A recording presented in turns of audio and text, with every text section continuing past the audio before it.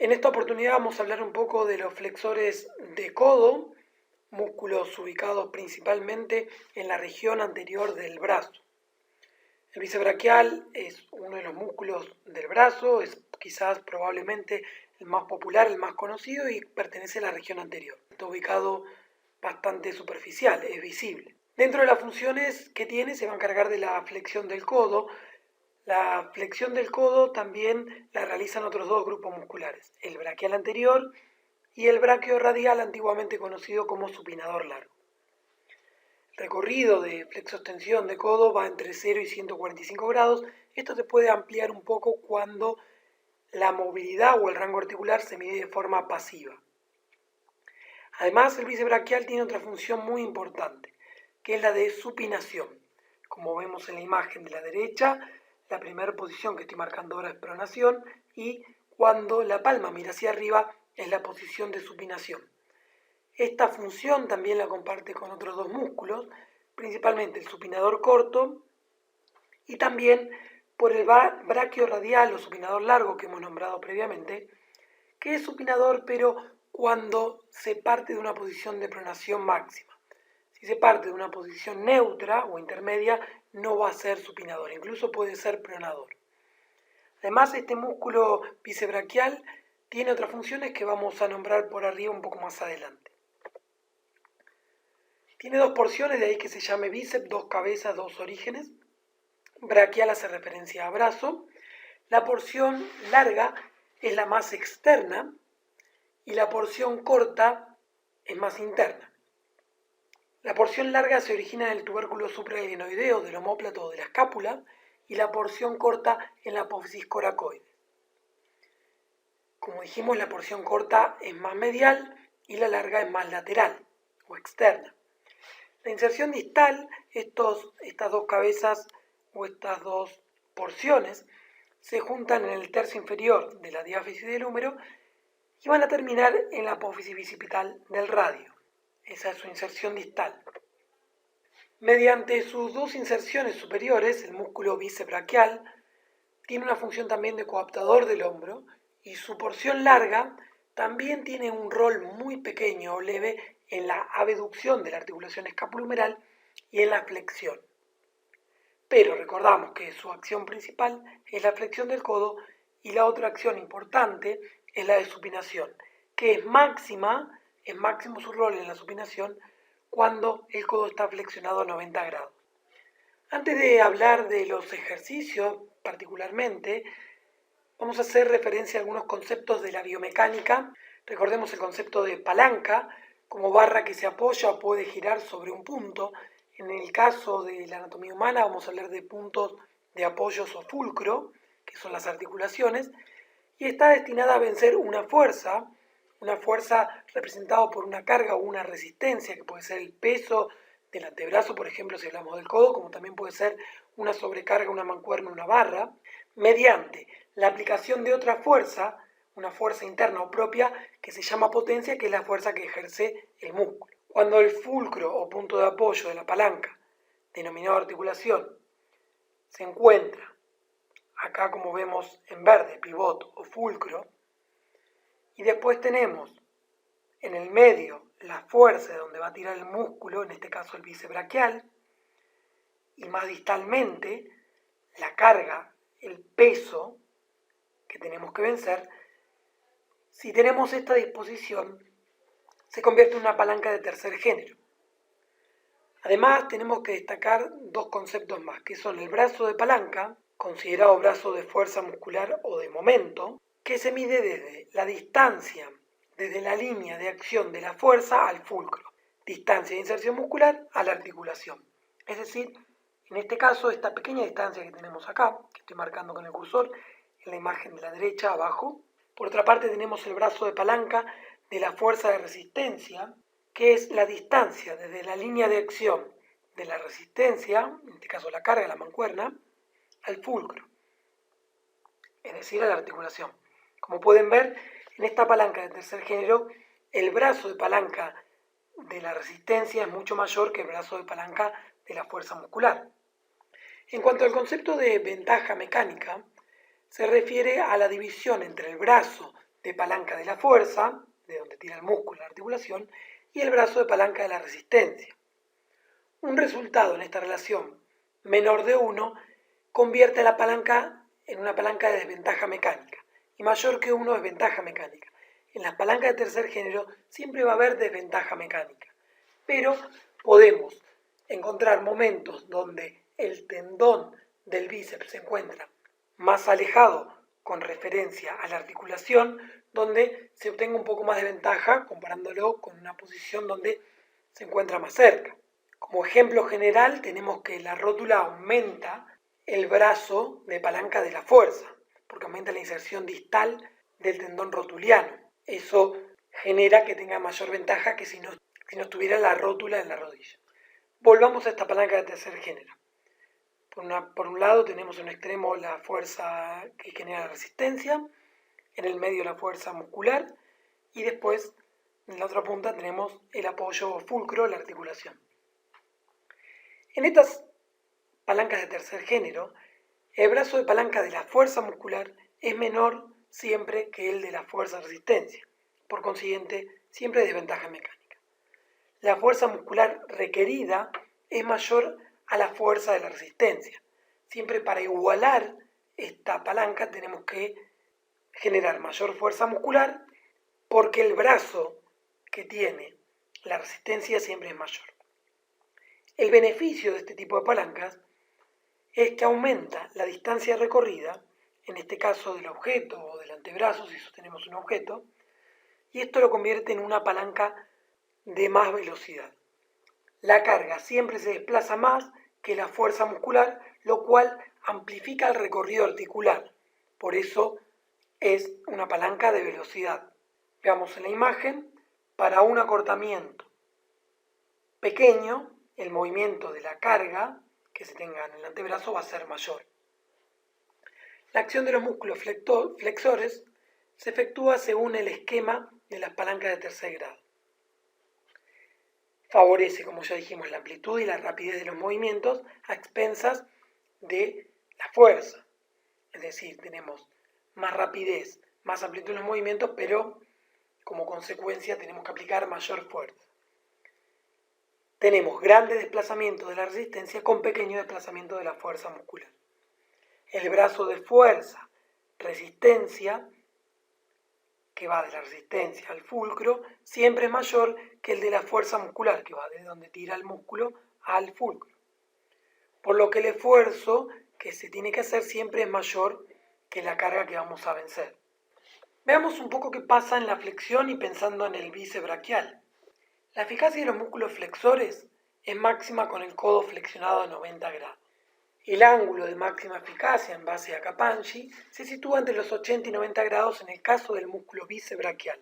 No ocurre lo mismo con, por ejemplo, el braquio radial, ya que su inserción distal genera que haya mucho más brazo de fuerza. Es decir, el brazo de palanca de la fuerza muscular es mucho más grande para el braquio radial que para el bíceps braquial. Fíjense la distancia a la articulación. En verde el braquio radial. Entonces tendrá otro ángulo óptimo. El brazo de palanca de la fuerza muscular lo tenemos acá representado para el bíceps braquial, en violeta. Es mayor aproximadamente a los 45 grados y a partir de ahí empieza a decrecer. Pero todavía a los 90 grados sigue siendo bastante grande. Pero ¿qué pasa? Que justo va a coincidir que el brazo de palanca de la fuerza, si bien es grande, de todos modos es bastante pequeño, cuando lo comparamos con la resistencia, pero estas angulaciones, por ejemplo, en los 90 grados, coincide con que el brazo de la resistencia es mayor a 90 grados. La distancia que hay, si la mancuerna está acá, a la articulación es muy grande a 90 grados. Fíjense, a menor graduación va a ser más corta, de acá a acá. Hay que tener una línea que siga el fulcro. Recordemos que la aplicación de fuerza se puede ver favorecido en cuanto a los componentes que tiene el músculo. El ángulo entre el eje mecánico y la dirección de la fuerza va a determinar cuánto de la fuerza muscular, cuando la descomponemos en el componente rotatorio y el longitudinal, recordemos que el componente rotatorio es perpendicular al eje mecánico y produce el movimiento. Y el componente longitudinal es paralelo al eje mecánico y representa ya sea la presión o tracción ejercida a nivel de la articulación, y esta puede ser coaptante o puede favorecer a la luxación. Volviendo al componente rotatorio, este va aumentando hasta ser igual que la fuerza, y esto se da cuando el ángulo entre el eje mecánico y la dirección de la fuerza es de 90 grados. Después disminuye. Como vemos en la figura de arriba a la derecha, vemos que a 90 grados el componente rotatorio es máximo y hay ventaja mecánica, el componente longitudinal es de 0 y la coaptación es menor si lo comparamos con ángulos menores. Pero ahí estamos midiendo el ángulo que forma la inserción del músculo con la palanca mecánica que vamos a movilizar, no el ángulo de flexo-extensión del codo. Podríamos buscar una relación, pero no es lo mismo. Cuando estamos en 45 grados, el componente rotatorio es igual al componente longitudinal, y cuando estamos en menos de 45 grados, el componente rotatorio es menor que el longitudinal. Esto favorece a la coaptación, pero el músculo está en más de ventaja mecánica. Si nos vamos para los 90 grados, dijimos que era el mejor momento del componente rotatorio. Recuerden que no es de flexo-extensión, sino del ángulo que se forma de donde tira el músculo y el eje mecánico, este que está acá. Con más de 90 grados, por ejemplo, el componente rotatorio vuelve a ser menor al longitudinal, pero entre 135 y 180, el componente longitudinal se hace negativo y actúa como descoaptador, desestabilizador o luxante, y el músculo nuevamente se encuentra en desventaja mecánica. Ya sabemos la función del bíceps braquial y dónde se encuentra. Ahora vamos a realizar diferentes ejercicios para el bíceps para conseguir picos de contracción en 3 puntos diferentes y así poder estimularlo en su totalidad. Tenemos el pico de contracción cuando se da en máximo estiramiento, es decir, el máximo estiramiento del codo. Vamos a buscar que se favorezca el pico de contracción al inicio del recorrido, otra variante a la mitad y otra última variante en el punto de máxima contracción, es decir, al final del recorrido, cuando doblamos todo el codo, cuando lo flexionamos todo, partiendo de que estirado sería la posición anatómica. En este estudio llevado a cabo por Olivera y colaboradores, publicado en el 2009, titulado Efectos de la posición del hombro en el bíceps braquial en la actividad electromiográfica en diferentes CUR, el CUR es el rizo cuando doblamos el codo, con mancuernas. 3 ejercicios: la inclinación con mancuernas, así en el banco acostado, la flexión del codo, pero en banco predicador, una especie de banco Scott, también llamado así, y la flexión de los bíceps con mancuernas también, pero parado, como vemos en esta imagen. Los esquemas de este experimento, fíjense en esta línea de acá, la orientación del cuerpo para cada protocolo de flexión con mancuernas y para la prueba de la contracción voluntaria máxima, incluyendo la colocación de los electrodos, como aparece acá. Esto era parado en la imagen que vimos en la diapositiva anterior, acostado e inclinado, y en el banco predicador. La secuencia de tiempos de cada una de las pruebas y los periodos de descanso, se descansaban 2-3 minutos para cada uno de los ejercicios, y la división del ciclo de los CUR, como lo dividieron cuando se hacían las contracciones con la mancuerna en las fases concéntricas, las 3 primeras fases, arranco extendido, doblo, flexiono, acá termina, y después la excéntrica de esta posición a la de estirar. Y la posterior división en 3 fases según el ángulo de la articulación del codo. Fíjense que acá tenemos los porcentajes del rango de recorrido articular de los distintos ángulos de articulación del codo. Acá están superados los 90 grados, como vemos, fase concéntrica y fase excéntrica. Veamos qué encontrar. Vamos a analizar solo la fase concéntrica. Si vemos, DBC representa este que es parado, IDC representa el acostado inclinado y DPC al banco predicador o Scott. Para el CUR predicador, este que vimos recién, con mancuernas, la activación de la cabeza larga del bíceps braquial fue máxima solo para los ángulos de la articulación del codo cerca de la extensión completa. Cerca de la extensión completa, es decir, de extensión a los primeros grados, es cuando mayor activación del bíceps, la cabeza larga, se obtuvo. Pero después baja la activación, lo que está en negro. Solo para los ángulos de articulación del codo cerca de la extensión completa. Eso es lo que decimos y vemos acá. En el ejercicio de inclinación con mancuernas, el CUR de inclinación con mancuernas, y en el CUR de bíceps con mancuernas parados, es decir, los dos ejercicios de arriba, resultaron un esfuerzo neuromuscular parecido, considerable en todo el rango de movimiento articular. Fíjense que al principio, si bien hay menor activación comparado al predicador, después ya hay mayor y sigue en aumento. Podríamos decir que en estos dos ejercicios, en los rangos más avanzados, no al principio, es cuando ocurre la mayor activación. Incluso, si vemos, se puede ver que es mayor que cuando se compara con el banco predicador, pero es similar para los dos ejercicios. Si lo analizamos desde las palancas, desde la biomecánica, si pensamos que es más o menos constante, porque no lo es del todo, pero más o menos constante, el brazo de palanca de la fuerza muscular es más o menos constante. Pero si pensamos en el brazo de palanca de la resistencia o de la fuerza de resistencia, vemos que varía mucho. Entonces, si queremos generar que el pico de contracción sea máximo en una posición de estiramiento y al inicio del recorrido, y vemos acá que en esta posición, gracias al banco predicador, el brazo de palanca de la resistencia es mucho mayor en este punto que en este punto. Fíjense la distancia de la mancuerna de la articulación, acá es menor y acá es mucho mayor.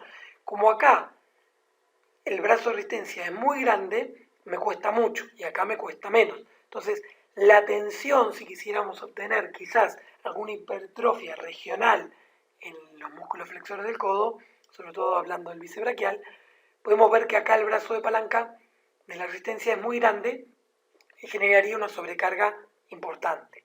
En cambio, en este ejercicio, como en la mayoría de los ejercicios, el pico de contracción se da en la zona media del recorrido. Acá, nuevamente, el brazo de palanca de la resistencia, que está en celestito o azul, es muy pequeño, pero acá es máximo. Entonces acá se da el pico de contracción en la mitad del recorrido. Nuevamente, al final del recorrido es muy corto. Si queremos que el pico de contracción se dé en el punto de máxima contracción, es decir, en el último tramo del recorrido, tenemos estas dos alternativas. Haciendo este ejercicio, fíjense que en el último tramo tenemos mayor brazo para la resistencia comparado al principio. Y nuevamente en esta alternativa, con el banco inclinado, también en el último tramo del recorrido, entre la mitad y el final, es donde más se da el brazo de resistencia mayor, lo cual genera una mayor carga y tenemos que hacer una mayor activación en ese momento. Otra variante para acentuar aún más el pico de contracción en el punto de máxima contracción, cuanto más acortado está el músculo, podría ser agregarle a un ejercicio convencional la tensión de una goma elástica. Sabemos que la goma elástica al principio, si está sin tensión, no genera mucha resistencia, y a medida que avanzo en el recorrido, la resistencia es mayor, generaría una mayor tensión al final del recorrido. También es importante recordar esta curva de longitud-tensión, donde sabemos que esto nos va a servir un poco para ver cuál es el punto de máxima fuerza cuando se encuentra en una posición que se considera de reposo, pero que hay una mayor interacción entre la actina y la miosina. Si está muy acortado ya se genera menos fuerza y si está muy estirado también, porque hay menos unión entre la actina y la miosina. ¿Cómo incido más en el trabajo de la cabeza corta o larga del bíceps? Realmente no hay gran evidencia para poder incidir más en una o en otra, pero vamos a decir algunos puntos como para pensarlo y considerarlo. ¿Cómo potenciar el trabajo del braquial anterior por sobre el del bíceps braquial? También sería otra pregunta. La capacidad de una fibra muscular para producir fuerza se basa en la posición de los filamentos de actina y miosina, lo que vemos en esta gráfica. Tensión desarrollada, porcentaje del máximo, nivel de acortamiento o longitud del músculo. Esto se refleja en la curva de tensión y elongación, en la curva más popularmente conocida como longitud-tensión. A esta curva le tenemos que agregar la parte pasiva. Hay dos estrategias para que los músculos estén más o menos activos. Tenemos el concepto de tensión pasiva, que refleja cuando un músculo que es biarticular, es decir, que tiene acción en más de una articulación o por lo menos en dos, se estira en una articulación mientras se lleva a cabo un movimiento dinámico con la otra, vamos a obtener una posición favorable en la curva de tensión-elongación y se va a producir una mejora de la capacidad del músculo de producir fuerza. Por ejemplo, olvidémonos del bíceps. Si yo quiero trabajar con el cuádriceps y genero una flexión de cadera muy importante, cuando quiera hacer la extensión de la rodilla, esta no se va a ver beneficiada. Pero si lo posiciono, si en lugar de estar con una flexión de cadera importante estoy en una extensión, van a ver que es más fácil la extensión de la rodilla después, ya que se encuentra estirada en la articulación proximal. Veamos el concepto de insuficiencia activa. Cuando un músculo también biarticular atraviesa dos articulaciones, como puede ser el bíceps que atraviesa el hombro y el codo, y se acorta en una articulación mientras la acción muscular se inicia en la otra, va a haber una insuficiencia activa. ¿Por qué? Porque se encuentra acortado, lo que expliqué antes con el cuádriceps si estoy en flexión de cadera. Y esto genera una posición desventajosa en la curva tensión-elongación, por lo cual se pierde capacidad de acortarse y se genera una menor capacidad para producir fuerza. Entonces, insuficiencia activa, menos fuerza y tensión pasiva se ve favorecido. Recordemos que las funciones de la cabeza larga del bíceps braquial también en el hombro pueden llegar a participar un poco o a colaborar en la flexión, que es este movimiento que vemos acá a la izquierda, y en la abducción, lo cual hace que se active al máximo en ejercicios en los que el húmero esté extendido por detrás del cuerpo, ya que favorecemos la tensión pasiva. Lo estiramos y después favorecemos este movimiento. Distinto es si lo acortamos. Si generamos que ya esté parte de abducción o de flexión, se va a ver acortado. Entonces, en esa posición podríamos favorecer el trabajo de la cabeza corta. La cabeza corta puede activarse realizando entonces ejercicios en los que el húmero esté abducido a 90 grados debido a que la cabeza larga va a estar en insuficiencia activa en esta posición. Ahora vamos a hablar un poco de este trabajo de Seres y colaboradores publicado hace muchos años, en el 92, efectos de la pronación y supinación, de las tareas de supinación y pronación, en el codo, haciendo referencia a los músculos flexores. Pronado o supinado, ¿qué pasa? ¿Qué encontrar? Los resultados indican que el músculo bíceps presenta una actividad electromiográfica incrementada en la tarea combinada de supinación y flexión, y una actividad electromiográfica disminuida en la tarea combinada de pronación y flexión.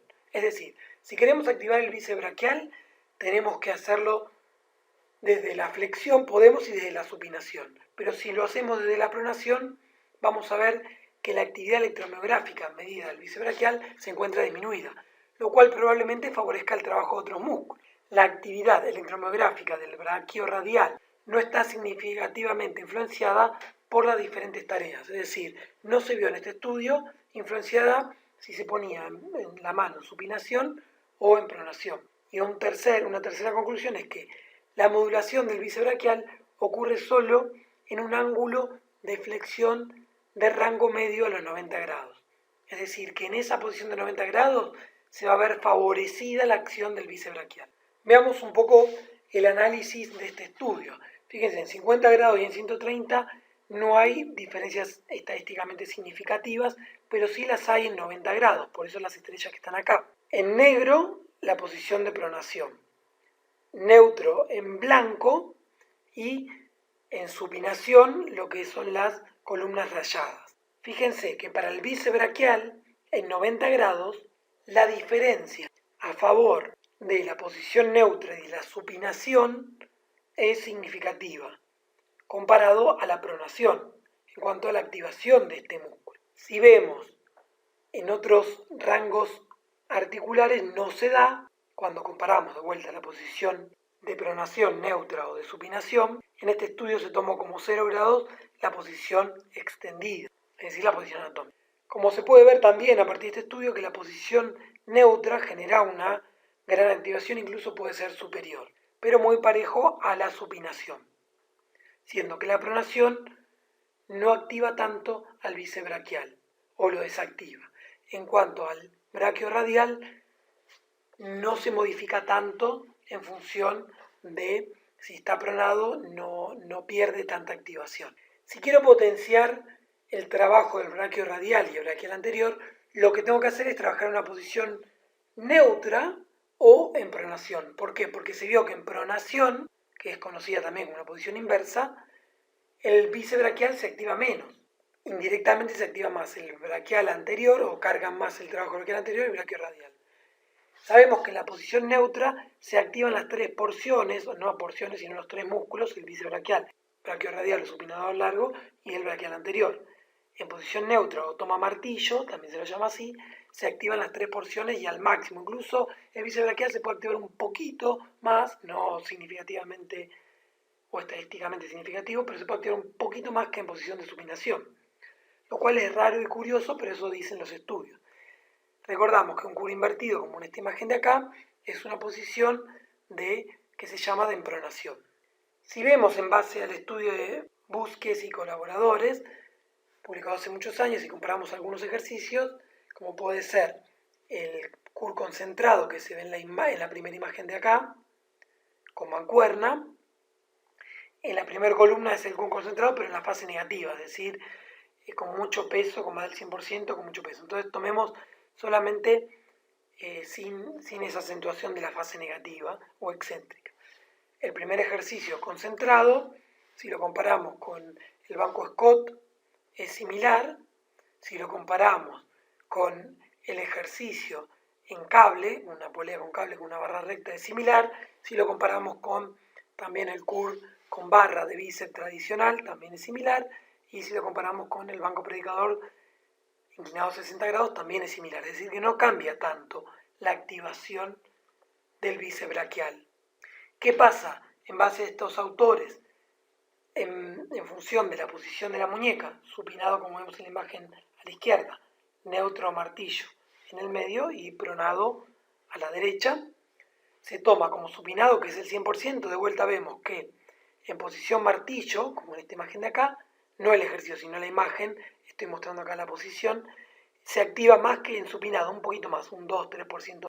En posición, en este caso no es una posición fija, sino que lo que se permitía se comparaba con rotación, que parta de una posición martillo y rote hacia la supinación, la activación también es alta, y donde se ve mucho más inhibido al bíceps braquial es si siempre lo hacemos con la posición pronado, como se ve acá. Fíjense cómo cae la activación medida electromiográficamente para el bíceps braquial. Por otra parte, al ejecutar el curl de barra con una barra recta, se buscó ver el uso de un agarre estrecho, es decir, que las manos estén separadas poquitos, 10 centímetros, comparado con un agarre amplio.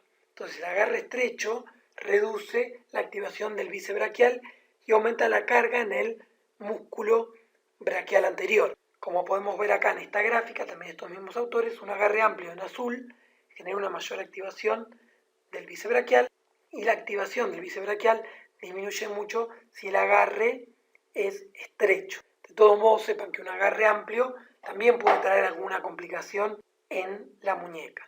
De esa manera no es aconsejable hacerlo muy amplio, pero sepan que se puede alternar un poco cada tanto para intensificar más el trabajo del bíceps braquial o del braquial anterior. En base a la publicación y adaptado de otros autores de David Marchante en su libro, en este caso adaptado de Bompa y Contreras, vemos la activación medida electromiográficamente de todos los flexores del codo en distintos ejercicios. Las dominadas con peso corporal más una carga extra de 40 kilos es lo que mayormente activa electromiográficamente los flexores del codo, siendo que el curl con barra recta se tomó como el 100%.